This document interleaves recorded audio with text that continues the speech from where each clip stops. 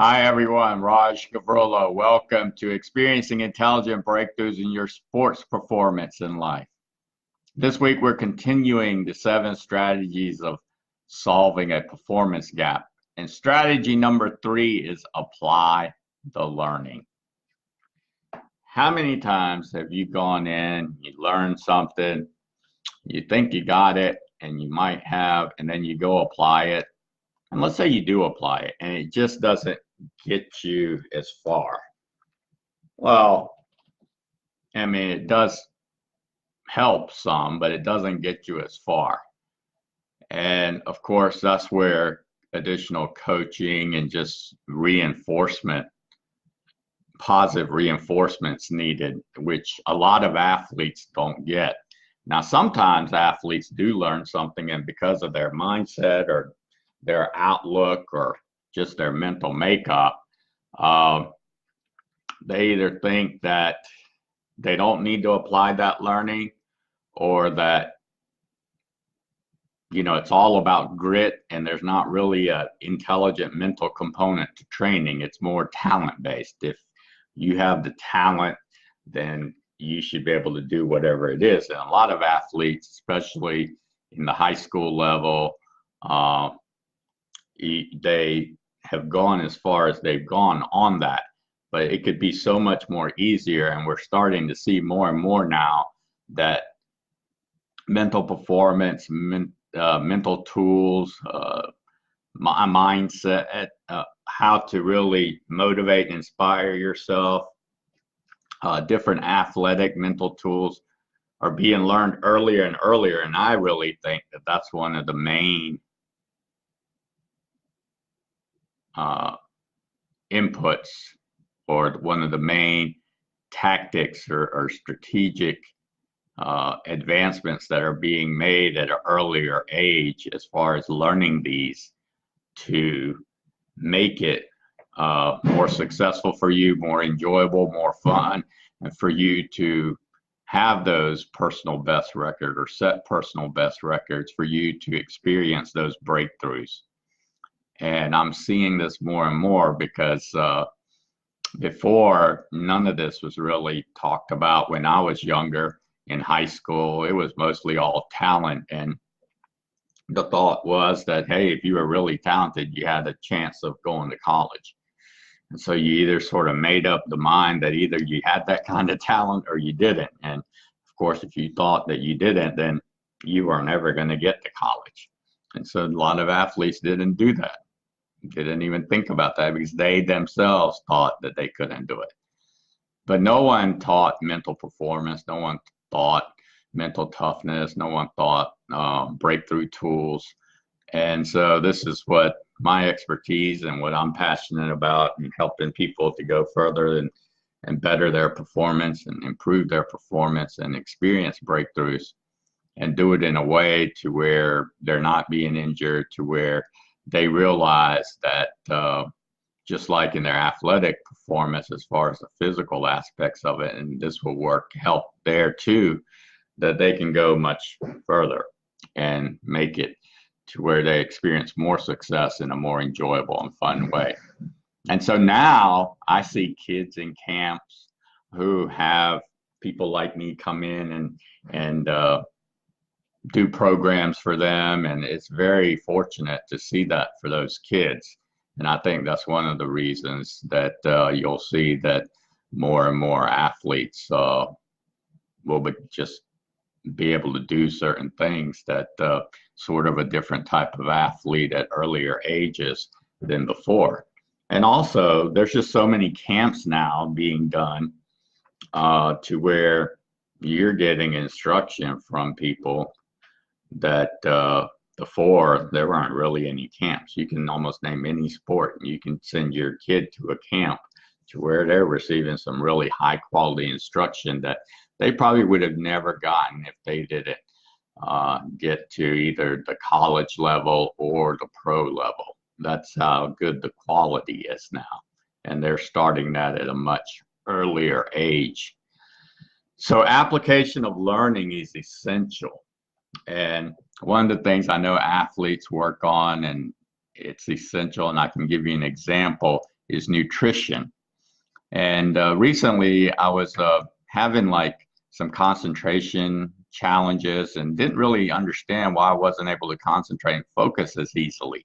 I had been working on that, and what I realized after I reflected was that I started to eat because I saw it in the store and it had the word sour on it. And I just like sour tasting things. And so I grabbed this little candies. They look like lifesavers. They were sour and they were sweet, you know, tangy. And I ate one and it tasted so good, right? Well, here was the problem. The problem was, is like for 2 to 3 days, I was eating like 4 or 5, up to 8 a day. And what that does, at least for me, is all that sugar reacts bad with my body chemical makeup.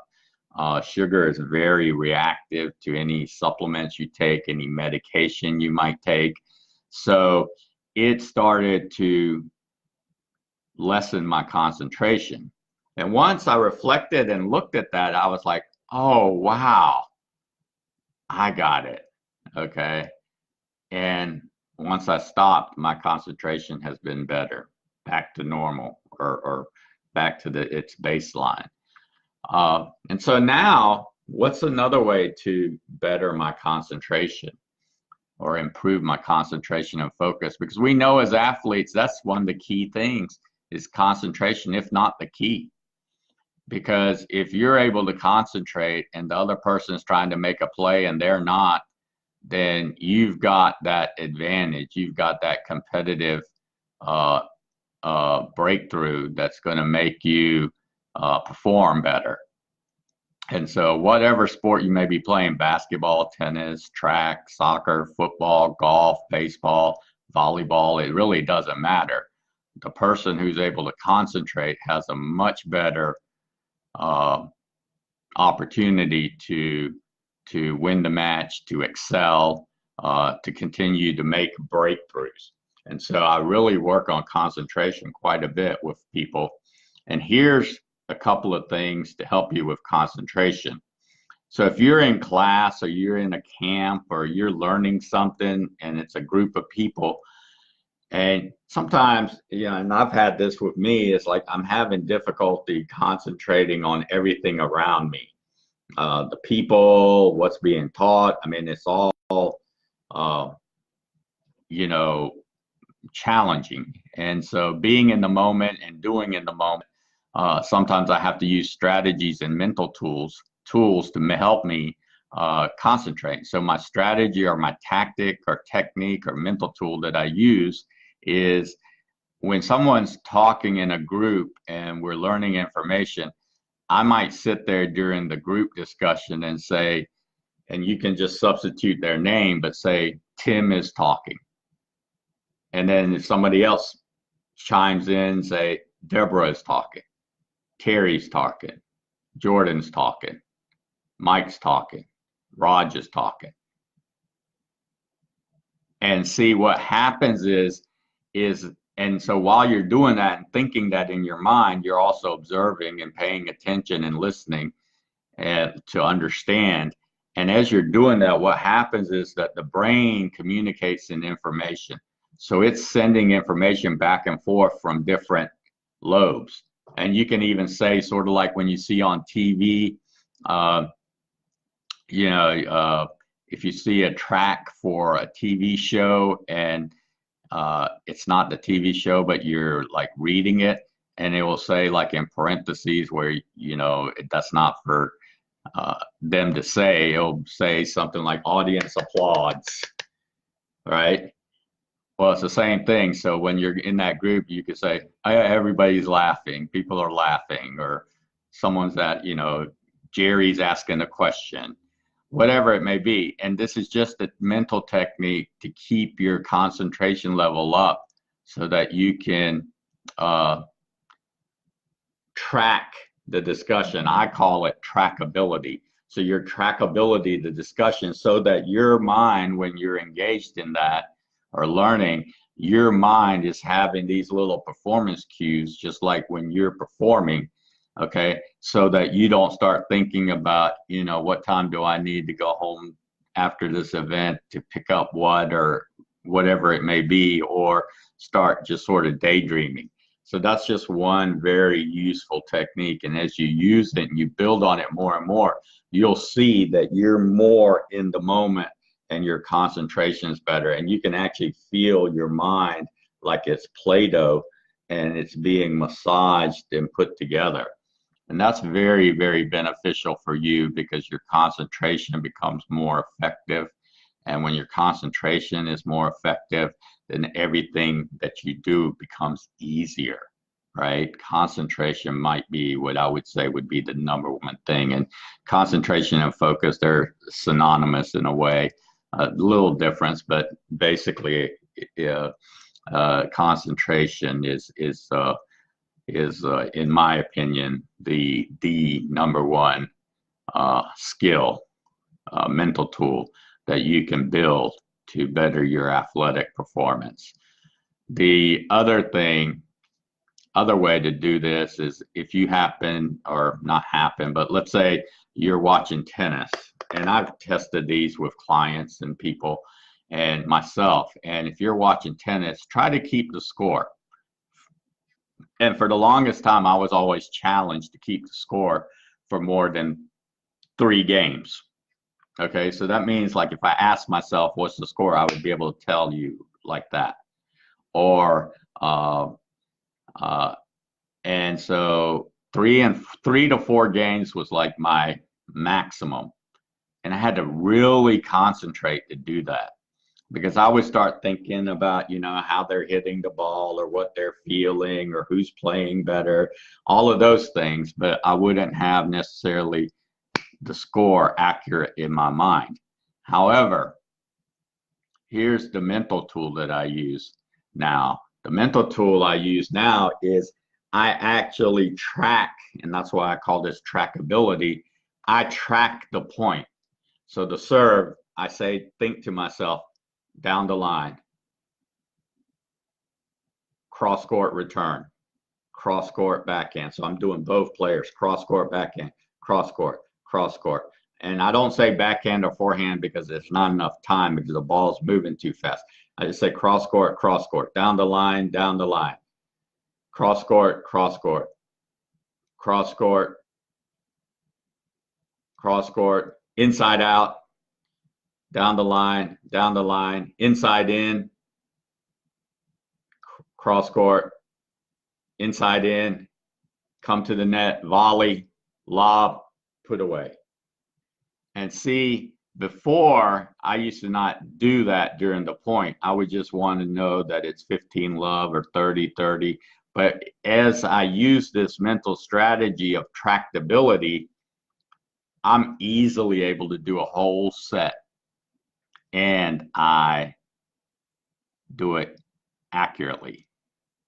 Now, what am I showing here? Why is that concentration? The reason that is concentration is because what was happening before is that I was going into my mind or either thinking about something else that was non-tennis related. So you can even do this while you're playing, non-tennis related, or I was thinking about other things that weren't as effective for me to execute what it is that I wanted to execute.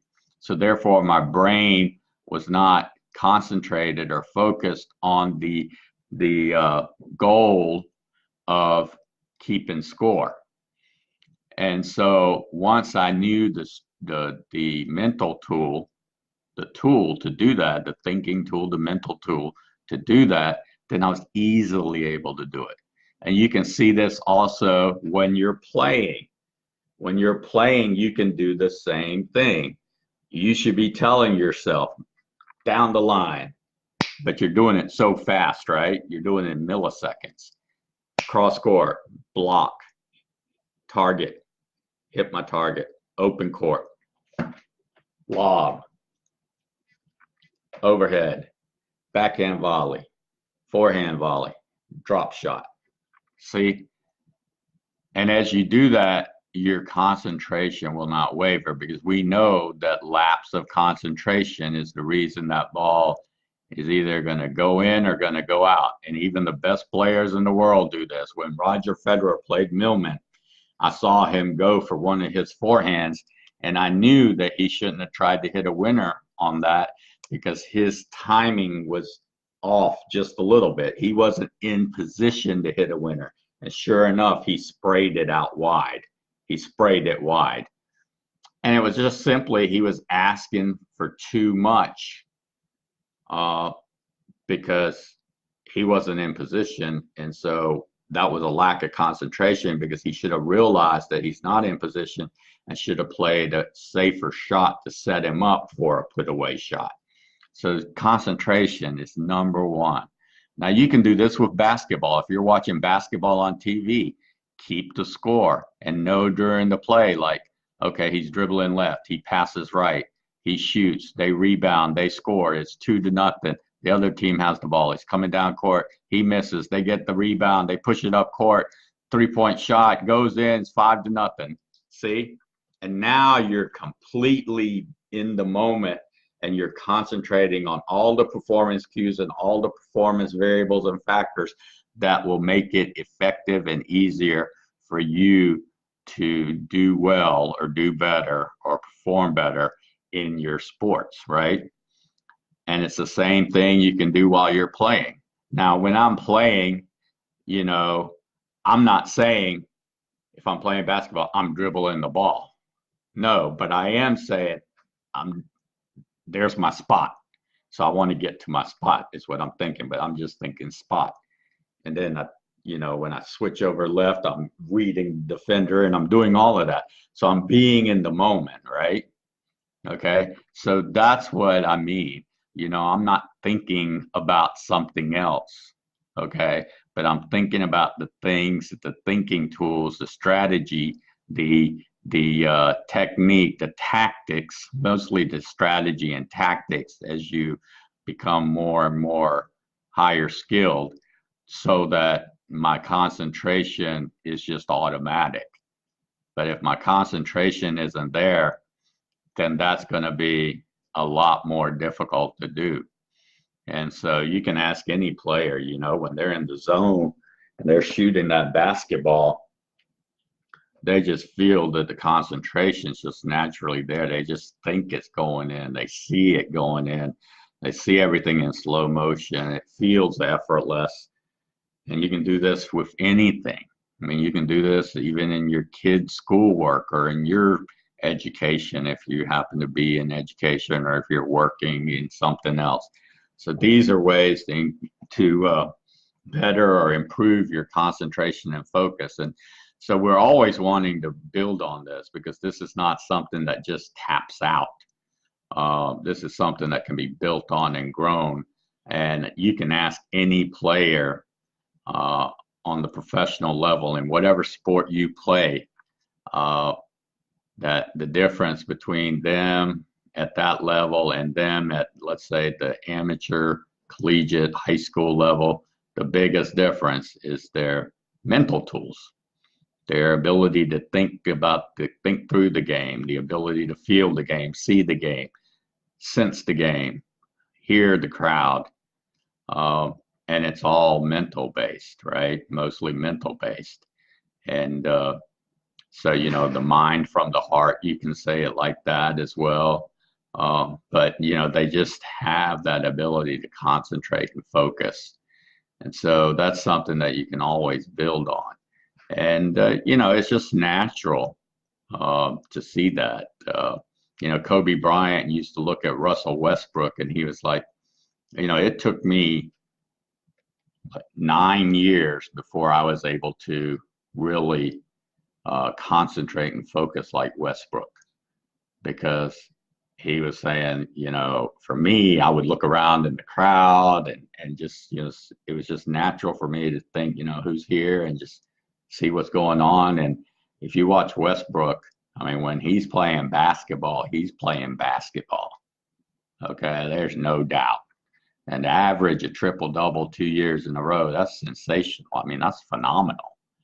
I just wish that he could get on a championship team, because I really think that he deserves to be on one, and I think it will happen. Uh, uh, uh, it's just a matter of getting the right pieces because, you know, it is a team. It's not just one person. So that's what I have for you today. My zone effect for this week is, and the zone again is when you're making a performance breakthrough, performance improvement. You're, it seems that everything's in slow motion. It feels effortless, and time is not a deterring factor. And so I made a breakthrough. I set a personal best record or a personal record, or I set a record in how long I can hold a plank. A plank is like a push-up, but you don't go down. You just stay up.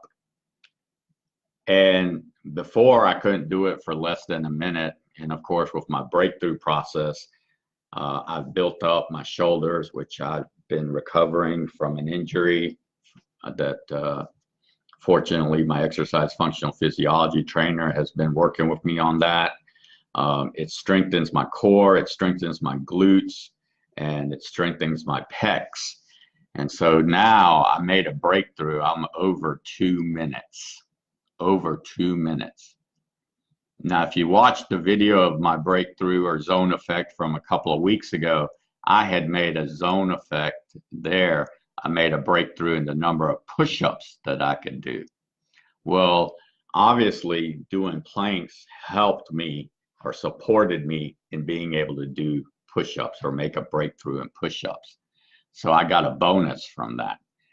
And so my point is with a breakthrough process, and you know, it's a process, it's a development and breakthroughs, right? You put together a process, you develop it, you know, based on your unique situation, and we develop it together, and that's what I do with my clients. And then we implement and evaluate it and look at the breakthroughs as we progress. And you'll see that you'll have breakthroughs, and you'll also see that sometimes you have unexpected breakthroughs. Like I didn't know I was going to hold that plank over 2 minutes. I just really didn't know. I knew I could do it over a minute. And the last time that I was like trying to set a record, that's basically as far as I could go. But to hold it over 2 minutes, that's pretty impressive for me. And so I'm continuing to want to do that. And of course, a lot of it has to do with my mental tools, right? My concentration. And of course, there's the physical aspect. I mean, there's no way that you can just do all the mental tools that I'm instructing you on or teaching or educating on, and then not go out there and play football, basketball, soccer, tennis, golf, run track, volleyball, baseball. No, there's no way. You've got to do both. What my point is that the way you separate yourself or the way that you advance at a better rate and more competitively and set records and make breakthroughs and help your team win, all of those things, the majority of that you'll see when you have the mental performance tool or the mental tools, the strategic thinking tools, the technique, the tactics, right? And so concentration, that's the key.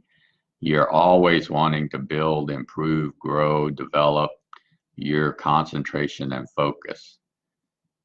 And when you're doing that, then things just become easier to execute, because basically you can look at it in this way. Instead of your brain trying to multitask, it's concentrated on one effect, on one thing. And therefore, it makes all the power and capacity of your brain is focused on that. Now, sub-processes are occurring, obviously, but you're channeling your brain to focus on that one thing, and that makes everything easier. I hope you have a meaningful trigger for this evening. I know I do. I have been working and into the evening sometimes, and taking breaks during the day, which I enjoy doing that so I can break up my day. But this evening, it's important for me to spend time with my family. So that's what I'm going to do this evening, and I'm really looking forward to that. But before I do that, I'm heading to a couple of things I need to do, and then I go to my exercise functional physiology appointment, and then I play or I practice basketball, working on some drills and shooting. So that's what I have. If something here resonates with you, helps you, and you want to go further in this and talk about your specific situation, put together a breakthrough development and performance process so that you can experience breakthroughs, performance improvement, have more enjoyment and fun in your sport, you can contact me at 864-569-2315. And my email is raj@rajgavrila.com.